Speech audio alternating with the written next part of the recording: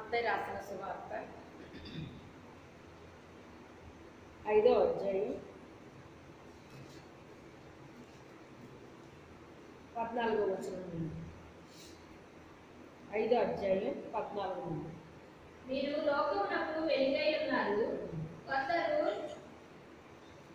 కొండ మీద నుండి పట్టణము మరుగై ఉండనేలరు. మనుషులు దీపం వెలిగించి కొంచెం క్రింద పెట్టరు, కానీ అది ఎంట నుండి వారికి అందరికీ వెలిగించుటకై దీపస్తంభం మీదనే పెట్టుదు.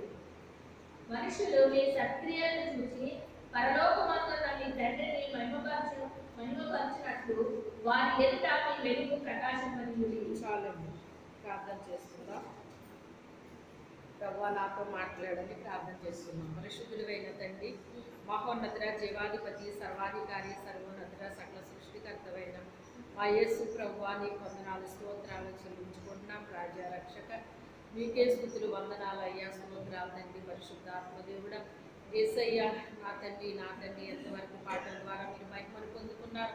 ఈ దివ్య వాక్యము ద్వారా మాతో మీరు మాట్లాడండి. దీనిరాలు మీ పక్షముగా నిలిచినట్టుగా మరుగుపరిచి మాట్లాడుతండి నాయన. ప్రభువా, ఈ వాక్యము ద్వారా ప్రభువా నూతనమైన శైలిలో నూతనమైన విషయాలు మాతో మీరు మాట్లాడండి. ప్రభువా, ప్రతి చెవి తెరవబడను గాక, ప్రతి హృదయం తెరవబడను గాక, ప్రతి మనోనేత్రం వెలిగించబడను గాక. ఈ పరిశుద్ధాత్మ కార్యాలు బలముగా జరుగును గాక. పరిశుద్ధాత్మ దేవుడా, మీరే కార్యము చేయండి. దయగల తండ్రి, కృపగల నాయన, మీకే స్తోత్రాలు తండ్రి, వందనాలు.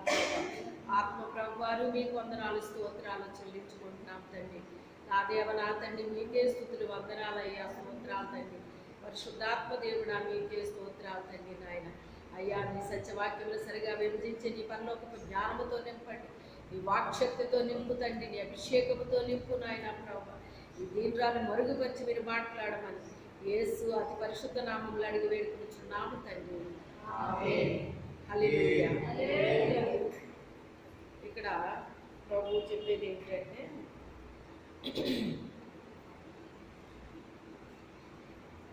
మీరు లోకమునకు వెలుగై ఉన్నారు, కొండ మీద నుండి పట్టణము మరుగై ఉన్న నేరము అంట. మీరు ఎవరికి వెలుగై ఉన్నామంట? మనం లోకానికి అంతటికి కూడా మనం వెలుగై ఉన్నామంటండి. ఎవరికండి? లోకం అంతటికే వెలుగుగా ఉన్నామంట మనం. అలా ఉండాలి మీరని చెప్తున్నాడు ఆయన. మీరు లోకమునకు వెలుగై ఉన్నారు. వెలుగై ఉన్న మీరు ఎలా ఉండాలని చెప్తున్నాడు ఆయన. చూడండి, మనుషులు దీపం వెలిగించి కొంచెం క్రింద పెట్టరు, కానీ అది ఎంట నుండి వారందరికీ వెలిగించుటకై దీపస్తంభం మీదనే పెట్టుదురు అంటున్నాడు. చూడండి, మరి మన చిన్నప్పుడు లాంతర్లు వెలిగించేవారు అన్నమాట అండి. వెలిగించి దానికి ఒక రోసు లాంటిది ఉండేది అనమాట. ఎస్ ఆకారంలో ఉండేదండి. అది దానికి తగిలించి ఆ రూమ్ అంతటికి వెలిగించేటట్టుగా పెట్టేవారు అన్నమాట అండి. దాన్ని హాల్లో తగిలిస్తే మొత్తం హాల్ అంతా వెలిగించేది అనమాట. మరి ఇంకో దీపాలు ఉండేవి, అవేమో గడప మీద పెడితే అది వెలిగించేది అనమాట. అలాగే ఇప్పుడు అంతకంతకి ఇప్పుడు ఏ స్టేజ్కి వచ్చాం మనం? ఇంక దీపాలు ఎవరైనా వెలిగిస్తున్నారండి? మరి ఎవరన్నా ఇంకా అడుగు ప్రదేశాల్లో వెలిగిస్తున్నారేమో మనకు తెలియదు, కానీ ఇంచుమించుగా కరెంట్ లేని గ్రామం అయితే లేదని అనుకుంటున్నాను. అంతగా కరెంట్ వెళ్ళిపోయిందండి. ఇప్పుడు మనం కేవలం స్విచ్ చేస్తే చాలా అది వెలుగుతుంది అన్నమాట. అంటే ఇప్పుడు కరెంట్ అంటే అది నీటిలో నుంచి తీయబడుతుందండి. ఒక పవర్, ఒక శక్తి ద్వారా ఇప్పుడు అది వెలుగుతుంది. కానీ అందులో కిరోసిన్ కానీ లేకపోతే ఇంకోటి కానీ పోస్తున్నామా మనం? పోయట్లేదు. ఒక శక్తి అన్నమాట అండి. అలాగే దేవుని యొక్క అభిషేకము కూడా శక్తి అండి. అది పరిశుద్ధాత్మ శక్తితో నింపబడినప్పుడు, అభిషేకంతో నింపబడినప్పుడు మాట్లాడే మాటలు కూడా వేరుగా ఉంటాయి అన్నమాట అండి. అది దీపం వెలుగు వేరుగా ఉంటుందండి. దీపం వెలుగు వేరుగా ఉంటుంది. అదే అప్పట్లో కరెంట్ వచ్చిన టైంలో కూడా బల్బులు కెపాసిటీ ఎంత ఉండేది? 40 క్యాండిల్స్ ఎంత ఉండేదండి. 60 అంటే ఇంకా ఎక్కువ అన్నమాట. అంతకంటే ఎక్కువ ఉండేవి కాదు. ఈ ట్యూబ్ లైట్లు కూడా చాలా తక్కువ అండి. అసలు ఎవరింట్లోనో కానీ ఉండేది కాదు ట్యూబ్ లైట్. అంత సింపుల్గా ఉండేవి అన్నమాట అండి. ఇప్పుడు మనకి ఈ రోజుని అసలు కరెంట్ లేదంటే ఇంకా వంటే లేదన్నట్టు ఉందన్నమాట అండి. బాబాయ్ కరెంట్ లేదు, ఏం చేస్తాం అంటున్నారండి. పోయి తింటం మానేస్తారంటే తింటం మానరంట, కరెంట్ లేదంట. అలాగా కరెంటు మీద ఆధారపడిపోయామన్నమాట అండి ఈ రోజుని. ఏది ఏమైనప్పటికైనా ఇక్కడ వెలుగు గురించి మాట్లాడుతూ ఆయన ఏమంటున్నాడంటే, దీపం వెలిగించి దాన్ని కొంచెం క్రింద కానీ మంచం క్రింద కానీ పెట్టరు కదా అని అడుగుతున్నాడు అనమాట. ఎంట నుండి వారు అందరికీ వెలిగివ్వడానికి దాన్ని ఎక్కడ పెట్టాలి? దీపస్తంభం మీద పెట్టాలి. అంతే తప్ప దీపాన్ని వెలిగించి ఎవ్వరూ తీసుకెళ్ళి కొంచెం కింద పెట్టరు, మంచం కింద పెట్టరు అని కొంచాన్ని మంచాన్ని ఇక్కడ చెప్తున్నాడు అనమాట అండి. ఈ కొంచెము మంచం ఎందుకు వాడాడండి ఇక్కడ ఈయన అంటే, కొంతమంది వెలిగించబడుతున్నారటండి. దేవుని చేత ఏం చేయబడుతున్నారు? వెలిగించబడుతున్నారంట. వెలిగించబడ్డ వాళ్ళు ఎక్కడికి వెళ్ళిపోతున్నారటండి? ఎక్కడికి వెళ్ళిపోతున్నారు? కొంచెం కిందకి వెళ్తున్నారట. కొంచెం అంటే దేనికి సాదృశ్యం? వ్యాపారానికి సాదృశ్యం. గతంలో చెప్పాను మీకు నేను. కొంచెం అంటే వ్యాపారానికి సాదృశ్యం అండి. వెలిగించబడలేదా అంటే వెలిగించబడ్డారు. వెలిగించబడ్డారో వెలుగునిచ్చారు. వెలిగించబడ్డ తర్వాత వెలుగు లేకుండా ఉంటుందండి? వెలుగుతుంది. అది అంటే కాంతినిస్తుంది. కాంతినిచ్చిన వారే. కానీ తర్వాత ఏమైపోయారంటే వీళ్ళు వ్యాపారంలో పడ్డారటండి. ఎక్కడ పడ్డారు? వ్యాపారంలో పడ్డారు. వ్యాపారంలో పడితే ఇంకా దీపం వెలుగుతుందండి. ఇప్పుడు మనం ఏమీ చెయ్యవసరం లేదు, కానీ దీపాన్ని వెలిగించి దానిపైన కొంచాన్ని పెట్టండి, మీరు వెలుగుతుంది. అది కాసేపు నాకు తీసి మీరు చూడండి, ఎందుకు ఆరిపోతుంది అది? అది ఎవరికన్నా వెలిగిస్తుంది? అది ఇంకెవరికి వెలిగివ్వదండి. అది ఆ కొంచెం లోపల వెలుగు ఏమైపోతుంది? కొంత సమయానికి ఏమైపోతుంది? అది ఆరిపోతుంది అన్నమాట అండి. అంటే ఇక్కడ వ్యాపారం అనేటువంటిది 2 రకాలు చెప్తున్నాడండి. వ్యాపారం అనేటువంటిది దుర్వ్యాపారం ఉంది, మంచి వ్యాపారం ఉంది అని చెప్పాడండి. మంచి వ్యాపారం అంటే ఏంటి? ఆయన కొన్ని తలాంతులు ఇచ్చి వెళ్ళి మీరు వ్యాపారం చేయండి అన్నాడు. ఆయన ఏం చేశాడు? కొన్ని తలాంతులు ఇచ్చాడండి. అందరికీ ఒకేలాగా ఇవ్వాలని ఏమీ లేదండి. ఒకడికి 5 ఇచ్చాడు, ఒకడికి 2 ఇచ్చాడు, ఒకడికి 1 ఇచ్చాడు అని రాయబడి ఉంది ఇదే మత్తయి సువార్తలో. అయితే 5 ఇచ్చిన అతను ఏం చేశాడంట? 5 పెట్టి వ్యాపారం చేసి ఇంకొక 5 సంపాదించాడు. 2 ఇచ్చిన అతను ఏం చేశాడు? వ్యాపారం చేసి ఇంకో 2 సంపాదించాడు. 1 ఇచ్చిన అతను ఏం చేశాడు? వ్యాపారమే చేయలేదు. బాబోయ్, మనం ఈ పనులన్నీ మనం చేయలేము, మన వల్ల కాదు ఇది అని చెప్పేసి భయపడిపోయి అతను వ్యాపారమే చేయలేదన్నమాట అండి. ఆ తర్వాత ఆయన కొంతకాలానికి వచ్చాడంట. వచ్చి ఏది నీకు 5 తలాంతులు ఇచ్చాను కదా, ఏం చేసావు అంటే, అయ్యా మీరు నాకు 5 ఇచ్చారు, ఇంకొక 5 సంపాదించాను అన్నాడు. అయ్యా మీరు నాకు 2 ఇచ్చారు, ఇంకో 2 సంపాదించాను. బలా నమ్మకమైన మంచి దాసుడా, ఈ కొంచెంలో నువ్వు నమ్మకంగా ఉన్నావు గనక నువ్వు నాతో పాటు పాలి భాగస్తుల్లాగా నా రాజ్యంలో నువ్వు మరి నాతో పాటు ముందుగా రా అయ్యా అని చెప్పేసి అతనికి ఏం దక్కిందండి? పరలోక రాజ్యము దక్కిందన్నమాట అండి. పరలోకంలో ప్రవేశించమన్నాడు ఆయన. నువ్వు మంచి కార్యము చేసావు. ఏమంటున్నాడు? బలా నమ్మకమైన మంచి దాసుడా. అక్కడ 3 మాటలు వాడాడండి. 3 కూడా ఈ చిన్న మాటలు కాదండి. బలా అంటే ఏంటి? షబాష్ అంటారన్నమాట. అంటే మనం చేసిన పని వాళ్ళకి నచ్చినప్పుడు అనే మాటని ఏమంటారండి? బలా అని, షబాష్ అని ఇలా మాట్లాడతారన్నమాట. ఆ గొప్ప ఆనందం, సంతోషం ఇప్పుడు ఆ యజమాని హృదయంలో నిండిపోయి ఆ మాట వస్తుంది అన్నమాట. శబాష్, మంచి పని చేసావు, ఈ కొంచెంలో నువ్వు నమ్మకంగా పనిచేసావు. అంటే దేవుడు మనకిచ్చిన తలాంతిని ఎలా ఉపయోగించాలి? మనం మంచిగా ఉపయోగించాలండి. ఎలాగ ఉపయోగించాలి? మంచిగా ఉపయోగించాలి. దాన్ని ఉపయోగం చేయకూడదండి. దాన్ని మనం మరో రకంగా దాన్ని చేయకూడదు. దాని వలన మనం ఏదో లాభం సంపాదించుకుందాము అనేటువంటి ఆలోచన వచ్చింది అంటే అది దుష్టుడి నుంచి వచ్చింది తప్ప అది దేవుడి నుంచి వచ్చింది కాదండి. దుష్టుడు పెడతాడు అలాంటి ఆలోచనలు. మరి ఇదే సమయం 4 రాళ్ళు వెనకేసుకోవాలి అని చెప్పేసి దుష్టుడు పెడతాడు అన్నమాట అండి ఆ ఆలోచన. దేవుడు మనకిచ్చిన తలాంతిని దేవునికి మహిమార్థంగా దాన్ని మనం ఉపయోగించాలండి. ఏం చేయాలి?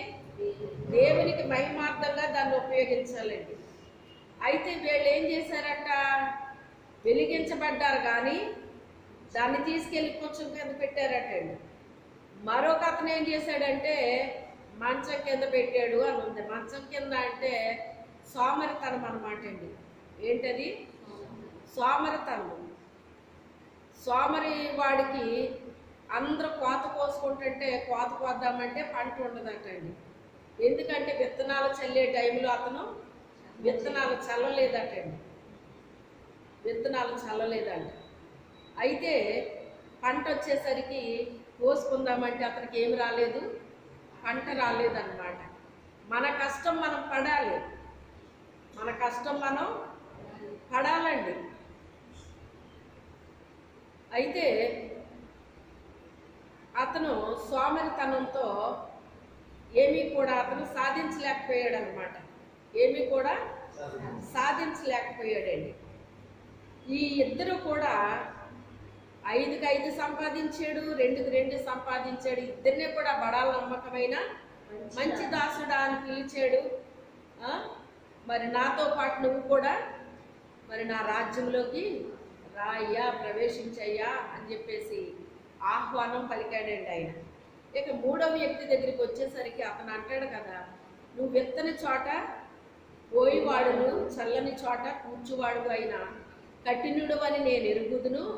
అందుకే నీ తలాంతిని నేనేం చేశాను, నేను జాగ్రత్తగా రుమాలను మూటగట్టాను అంటాడు. ఇంకో చోట ఏమో పాతి పెట్టాను అంటాడు, ఇంకో చోట రుమాలను నేను మూటగట్టాను అంటాడు అన్నమాట. దేవుడు మనకి ఇచ్చిన తలాంతులు ఎప్పుడు కూడా దేవునికి మహిమార్థంగా మనం వాడాలి కానీ దాన్ని మళ్ళీ మన గొప్ప కోసమో లేకపోతే దేనికోసమో అలా వాడకూడదండి. అలా వాడినా దేవునికి ఇష్టం ఉండదు. ఏ తలాంతు మనకి ఇవ్వబడినా అది కేవలం ఎవరికి మహిమ కలగాలి, దాని ద్వారా దేవునికి మహిమ కలిగేటట్టుగా దాన్ని మనం ఉపయోగించాలన్నమాట అండి. అయితే సాతానుడు రకరకాల మరి ఆలోచనలు ఇచ్చి మనకిచ్చిన తలాంతుల్ని నిరుపయోగం చేసేస్తాడండి. చూడండి, తప్పిపోయిన కుమారుడు ఉన్నాడండి. అతను తండ్రితో ఉన్నవాడు కాదా? తండ్రితో కలిసి జీవించలేదా?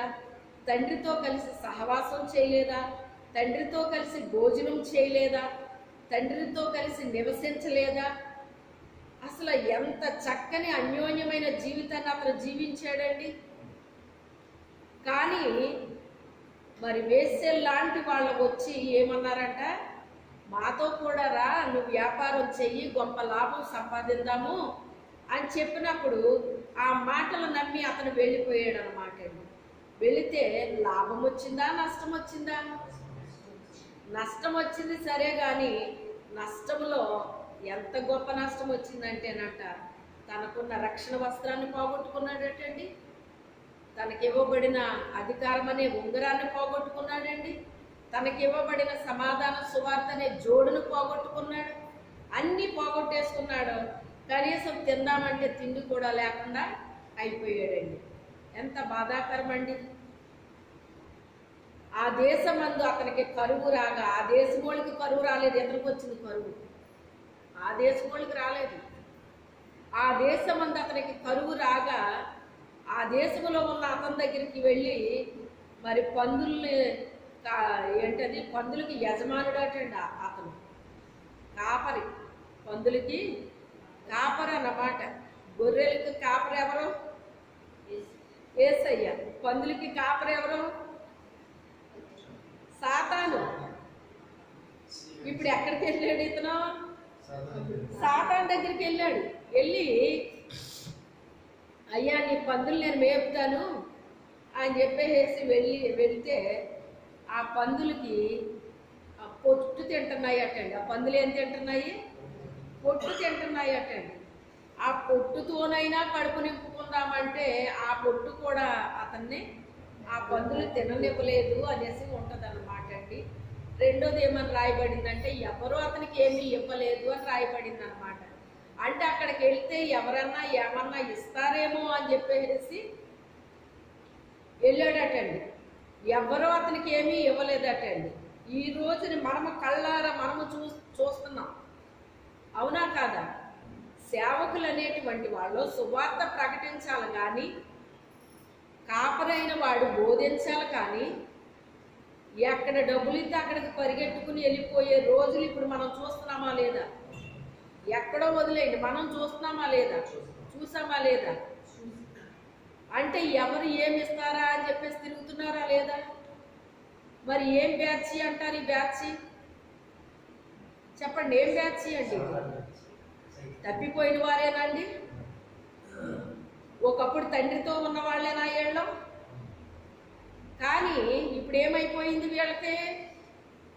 ధనాపేక్ష సమస్త కీడులకు మూలమని ఇప్పుడు ధనాపేక్ష పట్టుకుంది. ఈ ధనాపేక్ష వల్ల వీళ్ళు ఎక్కడ ఏం దొరుకుతుందా అని చెప్పేసి పరుగులు తీస్తున్నారన్నమాట. దేవుని పని పక్కన పెట్టేశారండి. వాళ్ళకి దేవుడు ఏమి ఇచ్చాడన్న విషయం కూడా ఇప్పుడు వీళ్ళకి ఏమైపోయింది? వీళ్ళకి మర్చిపోయారు.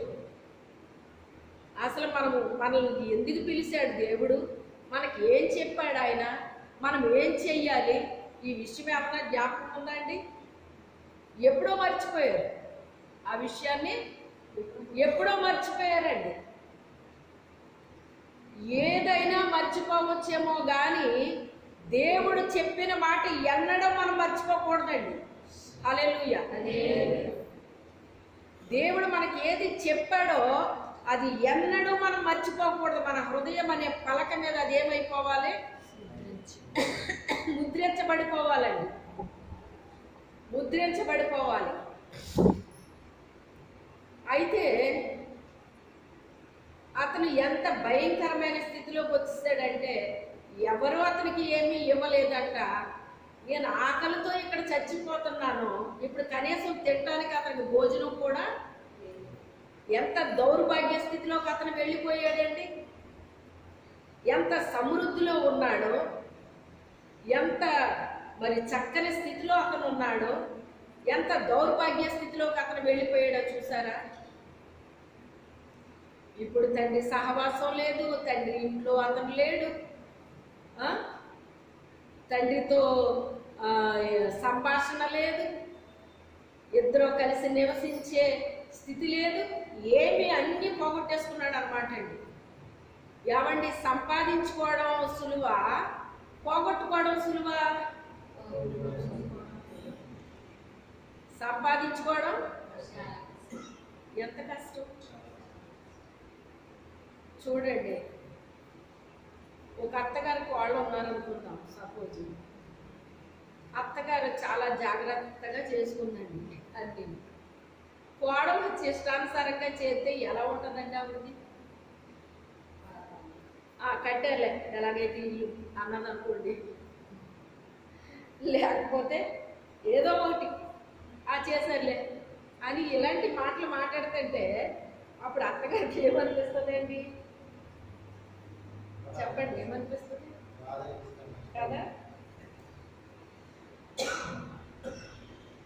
సంపాదించడం ఎంత కష్టమో ఎలా తెలుస్తుంది మనకి? మనము సంపాదిస్తే మనం ఎంత కష్టపడ్డామో, ఎంత కష్టపడితే అది వచ్చిందో, కష్టపడ్డ వ్యక్తికి దాని విలువ తెలుస్తుందండి. అవునా కదా? దాని విలువ తెలుస్తుంది. దాని విలువ తెలియట్లేదు అంటే కష్టపడితే వచ్చింది కాదనుకుంటాను.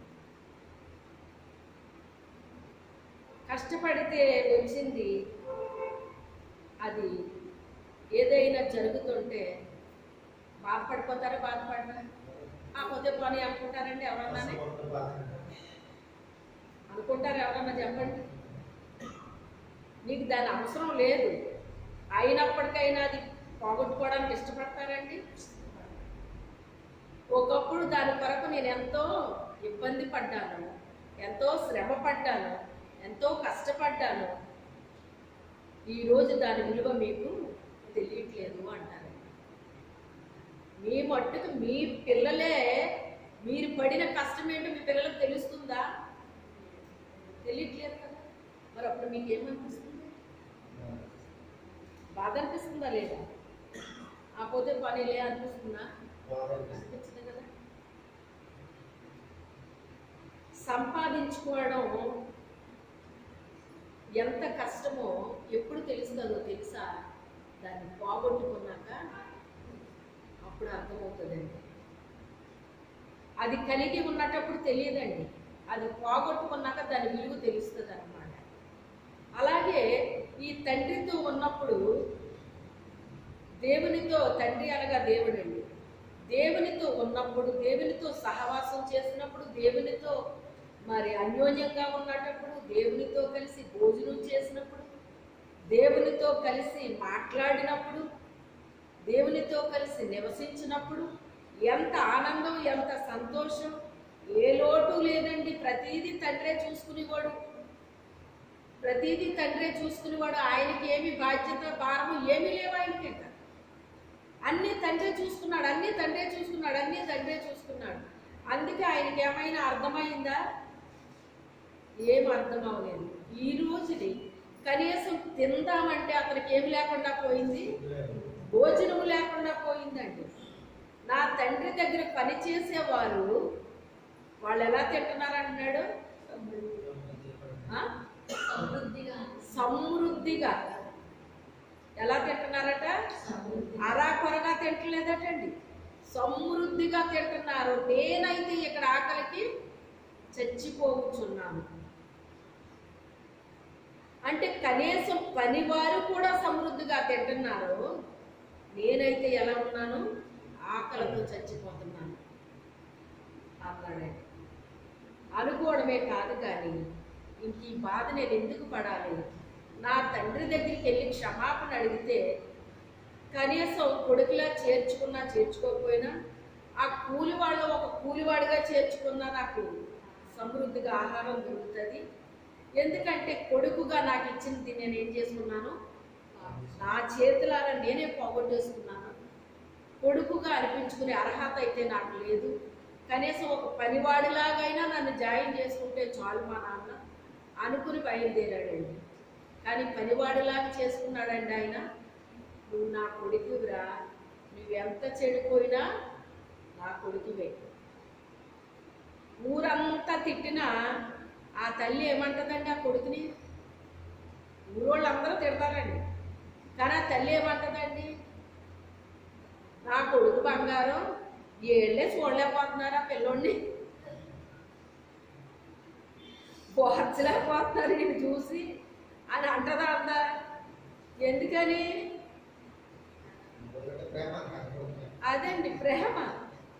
ఆ ప్రేమ, పిచ్చి ప్రేమ అండ్ ఇంకా పరిమాణంలో తయారు చేస్తుంది అనమాట.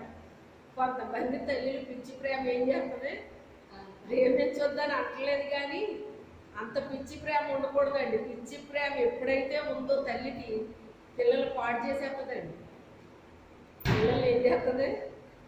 పాడు చేసేస్తుంది అన్నమాట. అందుకని తప్పు చేసినప్పుడు ఖచ్చితంగా ఖండించాలి, గద్దించాలి, బుద్ధి చెప్పాలి, అవసరమైతే శిక్షించాలి, అన్నీ చెయ్యాలన్నమాట. వ్యర్థం వాడని తండ్రి కుమారుడికి విరోధం ఉందండి బైబిల్లో.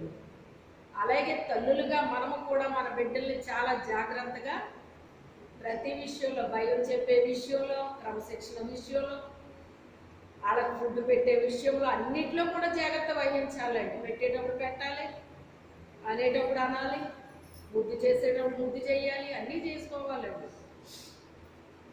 అయితే ఇప్పుడు కూర అవతలకు అని అనలేదు, కానీ అంత దూరాన్ని చూసి మెడ మీద పడి ముద్దు పెట్టుకుని వీడికి త్వరగా ప్రశస్త వస్త్రం తెచ్చి కట్టి పెట్టండి అన్నాడు అన్నమాట. ఎవరికి?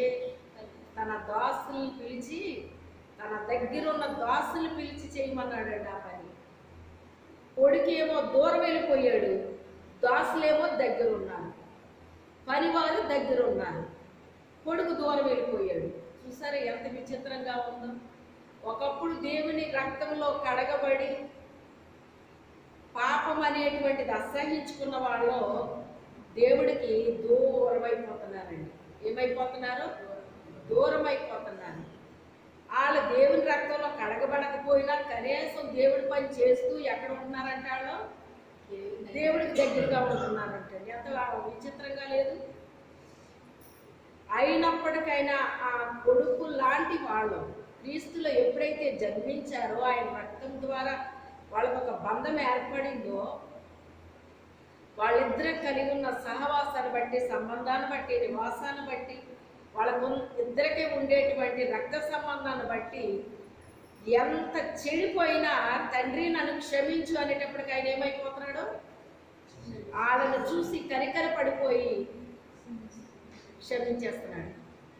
వాళ్ళ పోగొట్టుకున్న స్థానాన్ని మరలా తిరిగి వాళ్ళకి ఇచ్చేస్తున్నాడండి. ఎంత ప్రేమ కలిగిన దేవుడో చూడండి. అయితే ఈ వెలిగించబడిన వాళ్ళంటండి మీ సత్క్రియలు చూసి మిమ్మల్ని ఏం చెయ్యాలి? దేవుణ్ణి మహిమపరచాలి. మనుషులు మీ సత్క్రియలను చూచి పరలోకమందున్న మీ తండ్రిని మహిమపరచునట్లు వారి యొక్క మీ వెలుగు ప్రకాశింపనివ్వండి. మన వెలుగటండి అనేక మందికి ప్రకాశించాలటండి.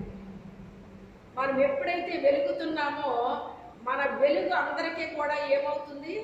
కనిపిస్తుందండి, ప్రకాశిస్తామండి. మనలో ఉన్న వెలుగు ఏం చేస్తుంది? మనలో నుంచి ప్రకాశిస్తుందండి, ప్రకాశిస్తుంది. ఆ ప్రకాశించడాన్ని బట్టి అంట మన పరలోకపు తండ్రి మనల్ని బట్టి మహిమను పొందుతున్నాడటండి. ఆయన ఏం చేస్తున్నాడు? మహిమను పొందుతున్నాడటండి. ఇదంతా చాలా బాగుందండి. ఇప్పుడు అసలైన దాంట్లోకి ఇప్పుడు వద్దాం రండి.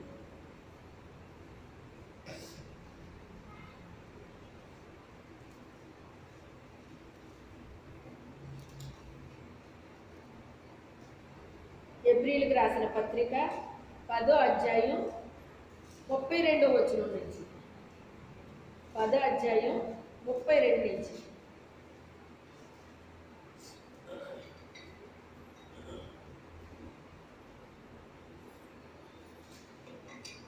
అయితే మీరు వెలిగింపబడిన మీదట శ్రమలతో కూడిన గొప్ప పోరాటం సహించిన పూర్వపు దినములు జ్ఞాపకం తెచ్చుకోండి.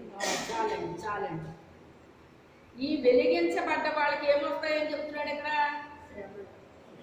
ఏమొస్తాయటండి?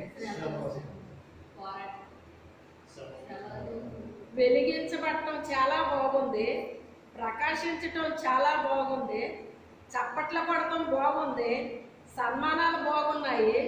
శ్రమలు బాగున్నాయా? చెప్పండి, శ్రమలు బాగుంటాయా?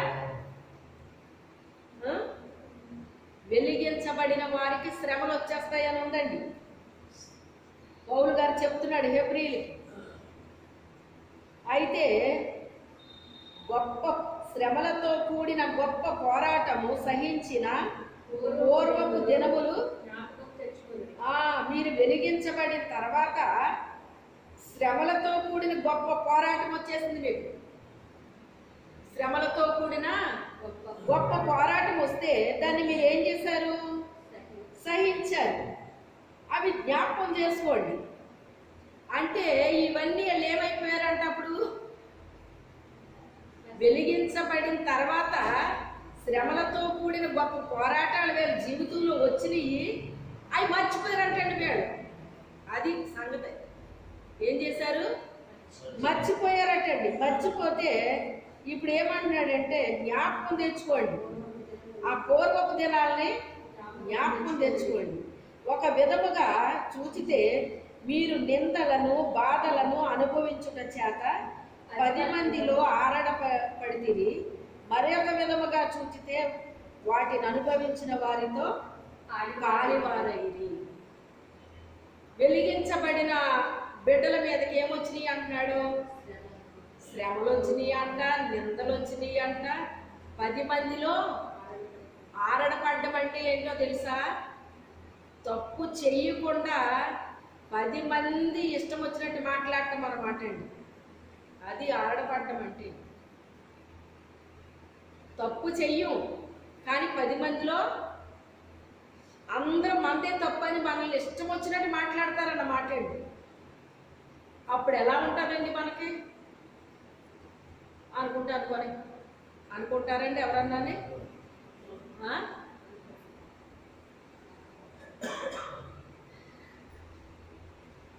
ఎవ్వరూ అనుకోరండి. చాలా బాధ వచ్చేస్తుంది అన్నమాట.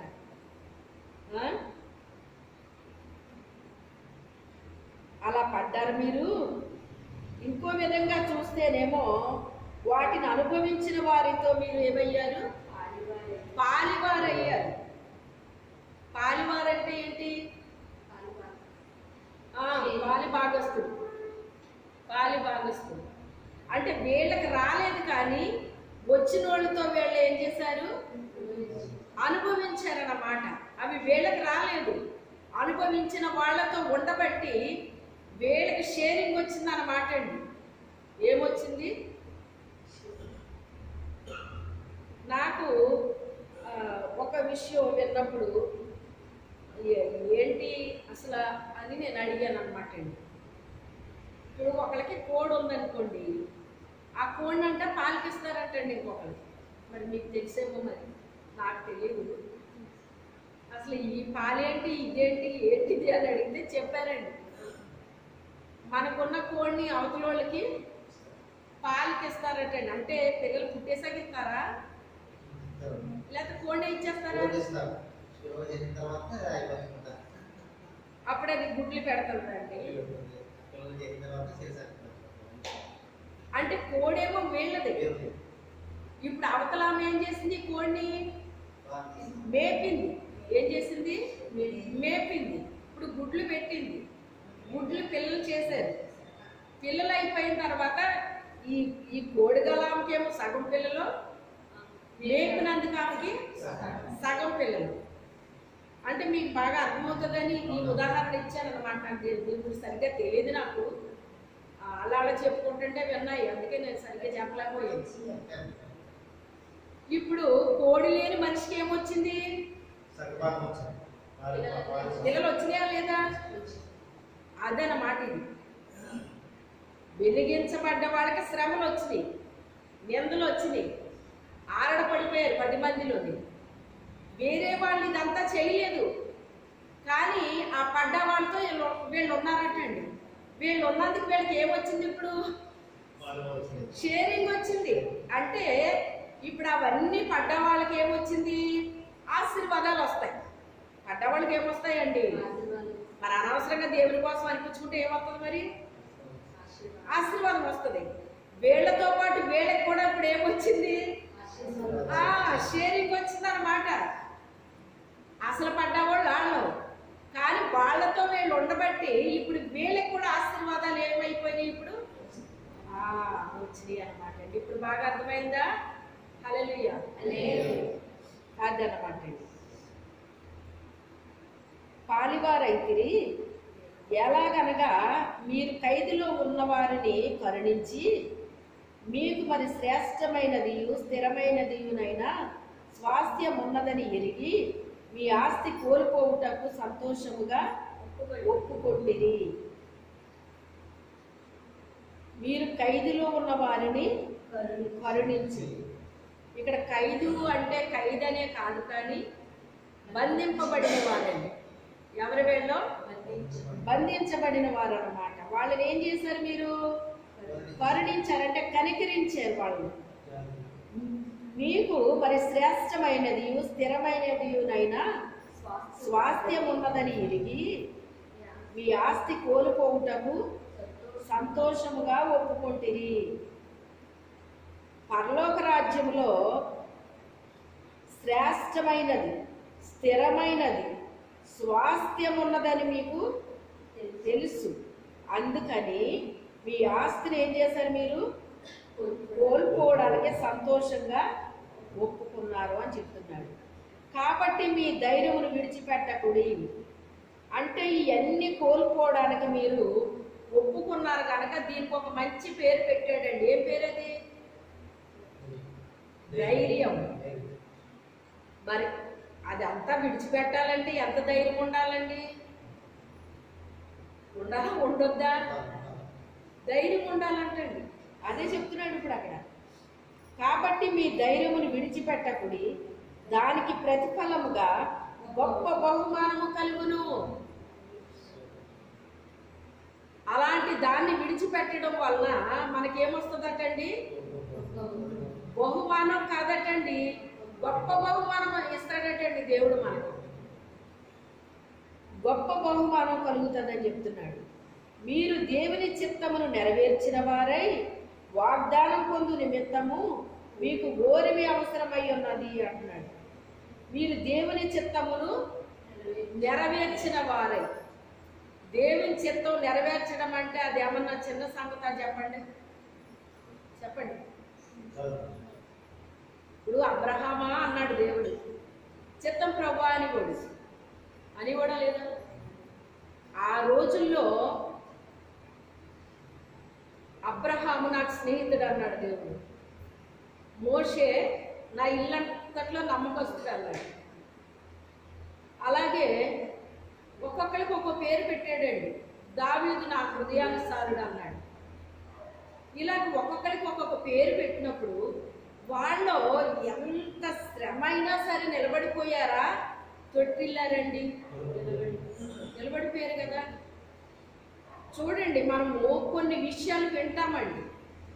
విన్నప్పుడు ఏదైనా మన జీవితంలో జరిగేటప్పుడు ఇది ఫలానా టైంలో విన్నాను కదా అని మనకు గుర్తొస్తుందండి. వస్తుందా రాదా? అప్పుడు పెద్ద ఆశ్చర్యం అనిపిస్తుంది మనకి. ఎందుకని? ఆల్రెడీ వినేసి ఉన్నాం. ఆల్రెడీ వినేసి ఉన్నాం. ఏది వినలేదు మనం, మనకేది తెలియదు. ఏదో వచ్చి పడింది మన మీద. అప్పుడు ఎలా ఉంటుంది మనది? అప్పుడు ఎలా ఉంటుందండి? అలాగా ఇక్కడ చిత్తం ప్రభువా అని కూడా అండి. అబ్రహామా అంటే చిత్తం ప్రభువా అని కూడా. చిత్తం అంటే దాని అర్థం ఏంటండి? మా చిన్నప్పుడు అలాగని కోరండి. పెద్దవారు ఎవరన్నా చిన్నవారితో మాట్లాడుతుంటే చిత్తం చెప్పండి. ఏంటి ఇలా అన్నారేంటి అనుకునేదాన్ని నేను. చిత్తం అంటే ఏంటి, దీని అర్థం ఏంటి అనుకునేదాన్ని. అది అర్థమయ్యేది కాదు నాకు. అంటే అంత గౌరవం అన్నమాట అండి. చిత్తం అంటే ఏంటి? మీరు చెప్పటమే తర్వాయి మీరేం చెప్తారు నేను చేస్తాను, అది దాని అర్థం. మీరు చెప్పటమే తర్వాయి మీరేం చెప్తే అది నేను చేస్తాను. నేను మీరు చెప్పటమే, మీరు ఏం చెప్పినా సరే నేను చేస్తాను, అది దాని అర్థం అండి.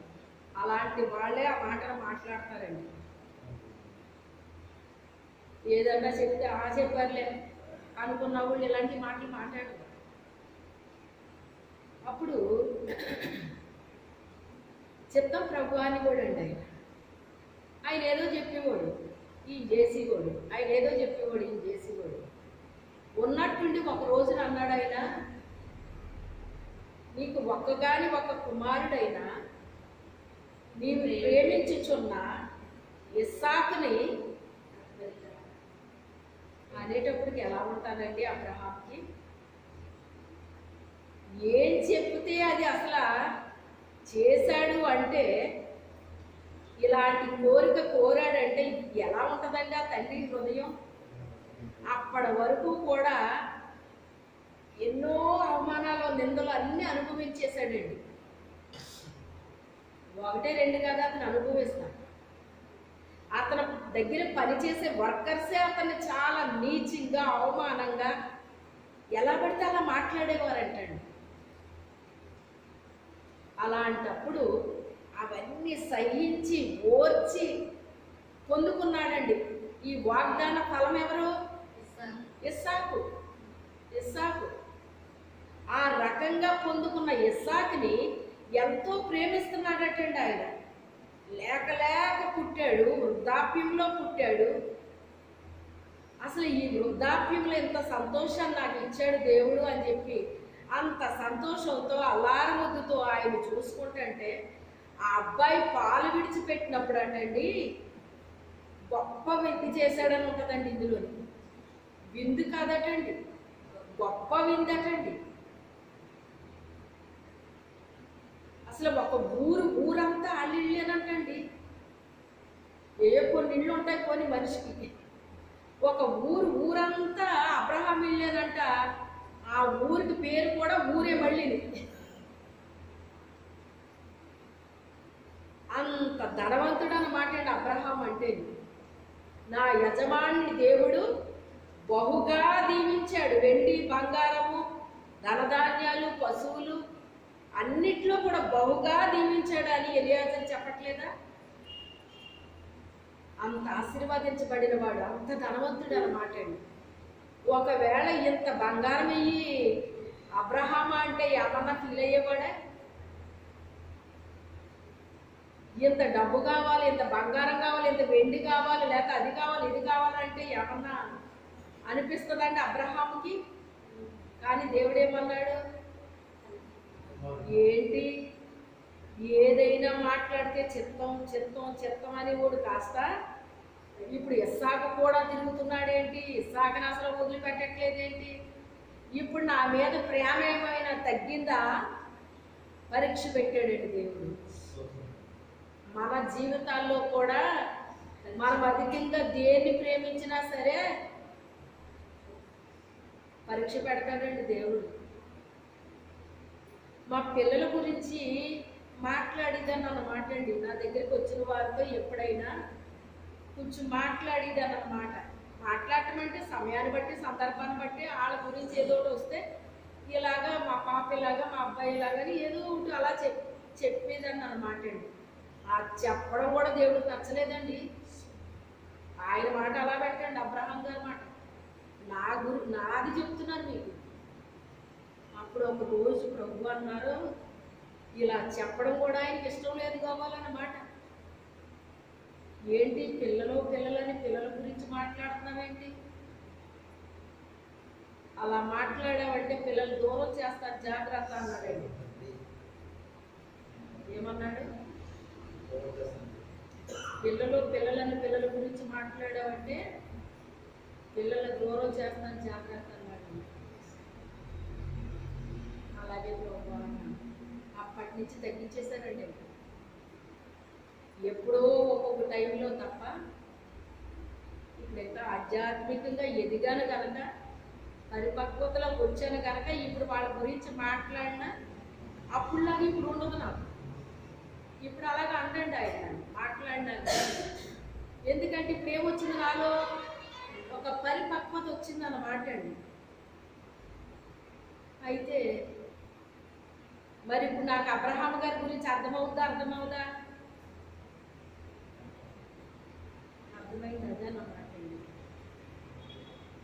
దేవుడు ఎవరినైతే ఎన్నుకున్నాడో, ఏర్పాటు చేసుకున్నాడో వాళ్ళు చాలా జాగ్రత్తగా ఉండాలండి.